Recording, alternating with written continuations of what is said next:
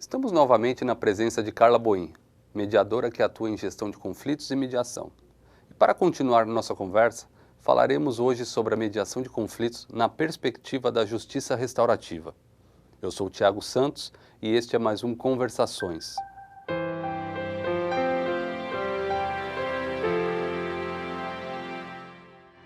Carla, um dos pontos principais da justiça restaurativa, eu entendo pelo menos que é a mediação, né? A mediação do conflito.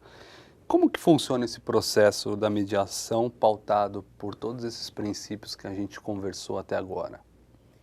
Eu acredito, Thiago, que a mediação e a justiça restaurativa têm os mesmos princípios. Né? Para mim, a diferença, quando a gente fala da justiça restaurativa, é que é um trabalho de envolvimento de mais atores, a questão da rede que a gente já comentou, né? Do convite e da responsabilização de mais pessoas dentro do processo. Por isso o círculo restaurativo, essas formas. Mas os princípios, eu entendo que são os mesmos utilizados na mediação. Né? A mediação, ela foca mais a questão, né, não que não possa, né, ter convite, por exemplo, uma mediação familiar.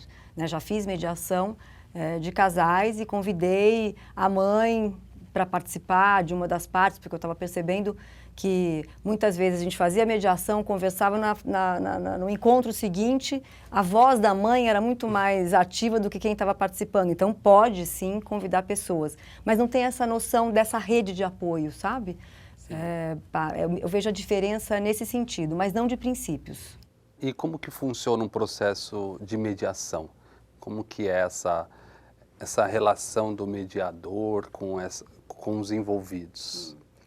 Olha, o trabalho, né, que eu costumo desenvolver, né, faço encontros, né, mais ou menos, geralmente em torno de 8 encontros.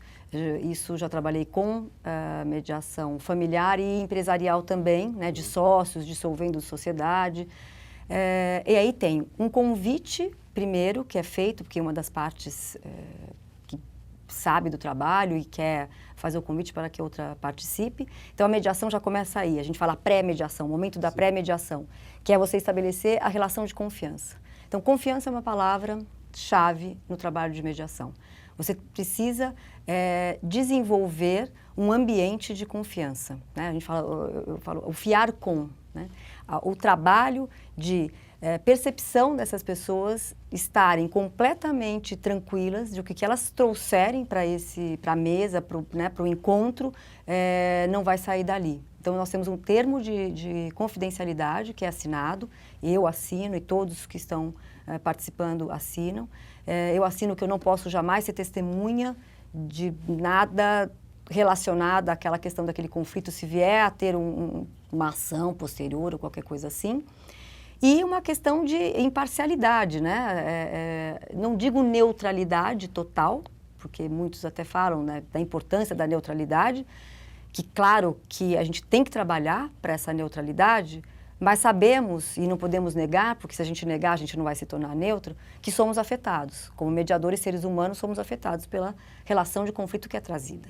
E muitas vezes entra-se num jogo de sedução também, porque a gente tem um automático de comportamento de querer convencer o outro e seduzir para dizer eu estou com a verdade. Sim. Então, o trabalho de mediação é a desconstrução dessa noção de que, olha, eu não estou aqui para dizer, né? Então, às vezes eles trazem, ou uma parte ou outra, olha, traz aí, olha, olha aqui o que aconteceu tal dia, e aí tem a comprovação, alguma coisa, um BO, olha, aí tem toda a apresentação anterior, de que isso não funciona, mas muitas vezes, ainda que tenha essa apresentação anterior, de que a gente não vai trabalhar com provas, porque não é um lugar que a gente está procurando provas de nada. Né?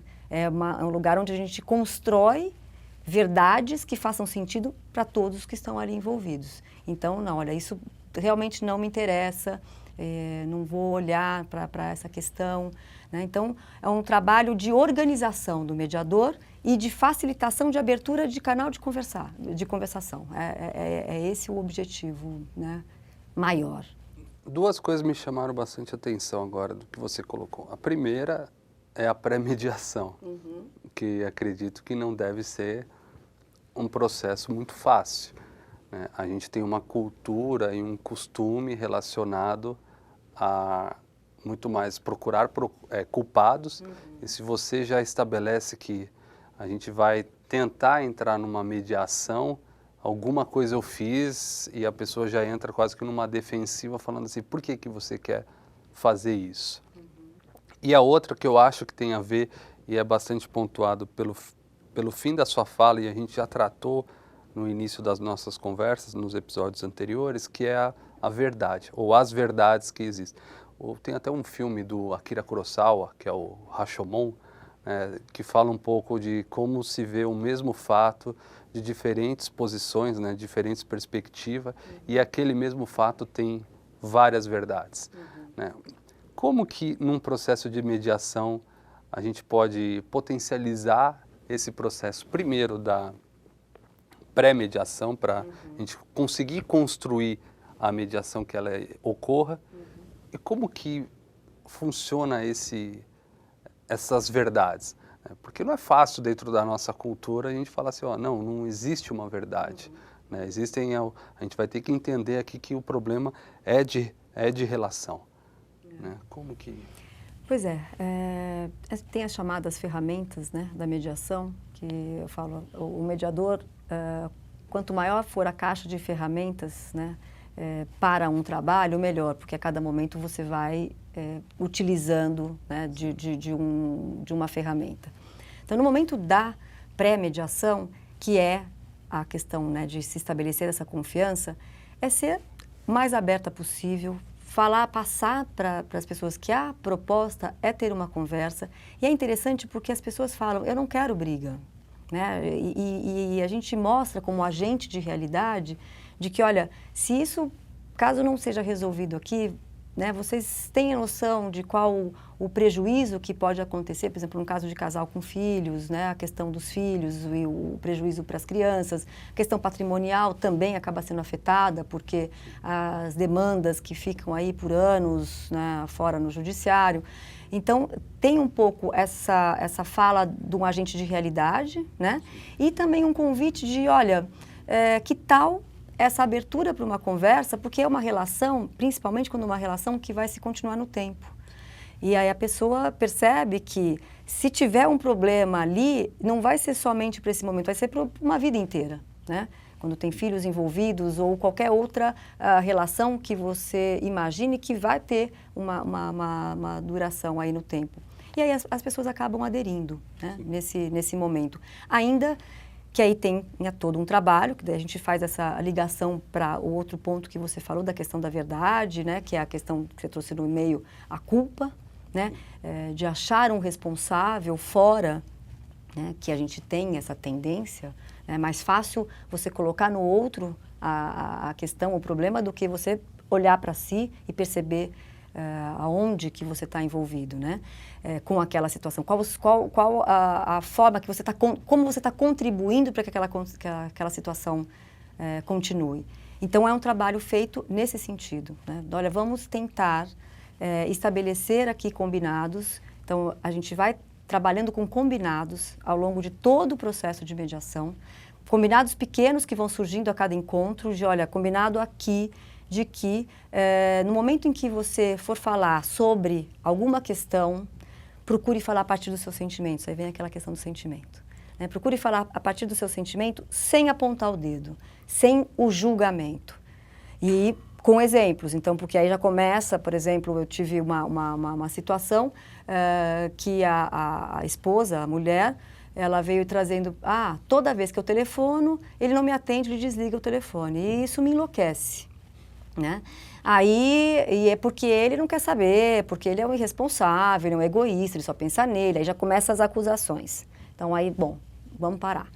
Vamos tentar falar só do seu sentimento, sem essa questão de que é isso, aquilo, outro. Aí vou para, né, o marido. Olha, a partir dessa fala, né, que aí é uma ajuda, né? Como é que você se sente quando você não é atendida? Então, vamos falar do seu sentimento. Bom, eu me sinto rejeitada, eu me sinto ignorada. Aí vai um trabalho com a pessoa, né, com o marido. Olha, o que você, né, como reverbera essa fala de que ela está se sentindo rejeitada, ignorada quando você não atende o telefonema? Aí promove uma reflexão de não é essa a minha intenção, eu não quero rejeitá-la, não quero ignorá-la, mas acontece que quando ela me liga, eu vou atender o telefone, ela começa a gritar, e eu não quero escutar toda essa gritaria. Então aí, vamos fazer um combinado, então, de que a partir desse momento, até o próximo encontro, porque precisaria ter telefonemas para ajustes né, dos filhos e tal, de que você vai falar no telefone sem gritar e falar o que for necessário com relação àquela situação. Tá, combino. Vamos combinar que quando ela ligar, se você não puder atender, você manda uma mensagem dizendo que você não pode atender, que depois você responde e tal. E isso funcionou, né? Teve essa forma de funcionar. Então, aí teve essa comunicação porque saiu do ponto da culpa, né? E a coisa da verdade vem aí por consequência. O que poderia ser uma verdade de chamar você é ignorante, você é um cara egoísta, você é aquilo outro. Olha, será que a gente pode olhar para essa situação de uma forma diferente? Tem como, ou uma narrativa, a questão de ressignificar uma narrativa trazida por que é a questão mesmo de um olhar, né? Convidar, será que se você se deslocar desse lugar e passar para esse, é possível você verificar algo diferente?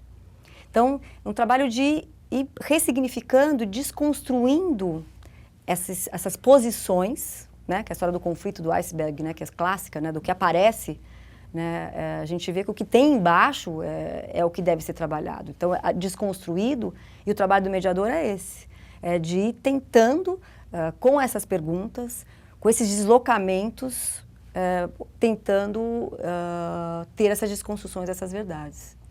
A gente vem discutindo muito a questão da ética, né? A ética é a arte da convivência e a gente acaba vendo como que a justiça restaurativa tem a ver, né, com isso, com convivência, com buscar melhores formas de convivência, formas mais pacíficas e adequadas. Mas eu tenho uma última pergunta para a gente fechar esse bloco, que é algo que eu acredito que as pessoas devem pensar bastante. Se a justiça restaurativa tiver como objetivo restaurar as relações, o que acontece quando isso não é atingido? Quando a justiça restaurativa, entre aspas, falha, né? A gente não consegue chegar a essa restauração. Interessante você tocar nesse ponto, porque aí a gente, para ampliar aí a concepção do que é restaurar relações, né? O restaurar relações é ter um acordo final, é ter realmente que tudo dê certo, né? Ou restaurar relações é também restaurar a relação interna da pessoa que participou com as suas questões, com seus conflitos, e a partir da participação dos encontros, dos ciclos de justiça restaurativa ou dos encontros de mediação, tenha uma nova atitude com a vida, com ela mesma. E isso, eu te falo a partir de uma experiência que eu tive, de uma mediação que não teve esse acordo, né, ao final, mas o depoimento da pessoa que tinha passado pelo processo da mediação, foi um depoimento a partir do processo de mediação. Eu voltei a estudar, eu voltei a olhar diferente para a vida, eu comecei a perceber que existem perspectivas que tem outros caminhos, que eu não preciso ficar insistindo nesse conflito. Então, até o conceito, vamos dizer, de sucesso, é diferente, não é quantitativo, mas qualitativo. E por isso, às vezes, é difícil de mensurar sob essa métrica que a gente acostumou a desenvolver, né? Então, não dá, e isso é o meu receio, por exemplo, quando a gente leva isso para o judiciário, né, de Código de Processo Civil, que vamos analisar quantas mediações que o mediador fez. Não dá para você analisar o trabalho de alguém, de um mediador, com base nesse resultado apenas de acordo. Até porque o inverso também pode acontecer, né? Você pode ter a restauração, entre aspas, de um problema pontual e isso continuar acontecendo porque não afetou de fato na vida e na forma como a pessoa lida com o seu contexto, né? Sem dúvida. Você vai para a justiça, você chega num acordo depois com ofendidos e ofensores, né? para manter um pouco esse termo mais judicial, eles chegam num acordo, falam, conseguimos restabelecer